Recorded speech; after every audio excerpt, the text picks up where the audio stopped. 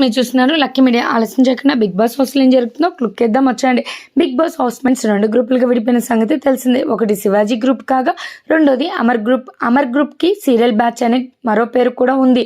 అయితే ఇప్పటి వరకు శివాజీ బ్యాచ్ సీరియల్ బ్యాచ్ లోగానే ఫేమస్ అయ్యి ఈ 2 గ్రూపులు కానీ తాజాగా నాగార్జున గారు ఈ కిలాడి గ్రూపులకు స్పై బ్యాచ్, స్పా బ్యాచ్ అని కొత్త పేర్లు పెట్టారు.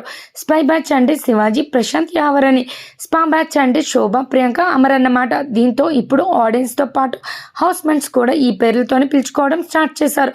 ఇక ఇప్పుడు బిగ్ బాస్ హౌస్ లో ఏ గేమ్ ఇచ్చినా స్పై బ్యాచ్, స్పా బ్యాచ్లు నేనా నువ్వు అన్నట్లు తలబడుతున్నాయి. అయితే ఈ 2 గ్రూపుల్లో ఎవరు గొప్ప అనేది దానిపై బిగ్ బాస్ హౌస్లోనే కాదు సోషల్ మీడియాలో కూడా చర్చ జరుగుతుంది.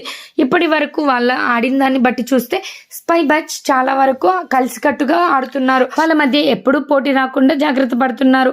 ఈ విషయంలో శివాజీని మెచ్చుకోవచ్చు. ఒక పెద్దన్నలా తమ మధ్య గొడవలు రాకుండా ప్లాన్ చేస్తున్నాడు. అందుకే శివన్న రైతు బిడ్డ ప్రిన్స్ మధ్య ఇప్పటి వరకు పెద్ద గొడవలు జరగలేదు. ఇక స్పా బ్యాచ్ విషయానికి వస్తే స్పై బ్యాచ్ తో పోల్చుకుంటే పూర్తి ఆపోజిట్. స్పా బ్యాచ్ లో ఉన్న అమర్, ప్రియాంక, శోభ ముగ్గురే. ఒకరు చెప్పిన మాట మరొకరు వినరు. అవసరమైతే సొంత వాళ్ళనే కాటేసే టైప్ అన్నమాట. ముఖ్యంగా అమర్, శోభ గురించి ప్రత్యేకంగా చెప్పాల్సిన పని లేదు. మొన్న మధ్య కెప్టెన్సీ టాస్క్ లో అమర్ ను టార్గెట్ చేసింది శోభ. ఇక నిన్న ఫినాలే అస్త్రా టాస్క్ లో ప్రియాంక దగ్గర ఉన్న బాల్స్ ను బలవంతంగా లాక్కున్నాడు అమర్.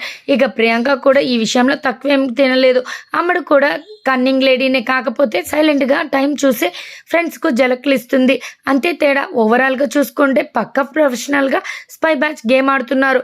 కానీ స్పా బ్యాచ్ మాత్రం కన్నింగ్ గేమ్ ఆడుతూ వాళ్ళలో వాళ్ళే కొట్టుకుంటున్నారని క్లియర్ గా అర్థమవుతుంది. మరి స్పై బ్యాచ్, స్పా బ్యాచ్లలో మీ సపోర్ట్ ఎవరికో కామెంట్ చేయండి. మరిన్ని అప్డేట్స్ కోసం లక్కీ మీడియాను సబ్స్క్రైబ్ చేసుకోండి.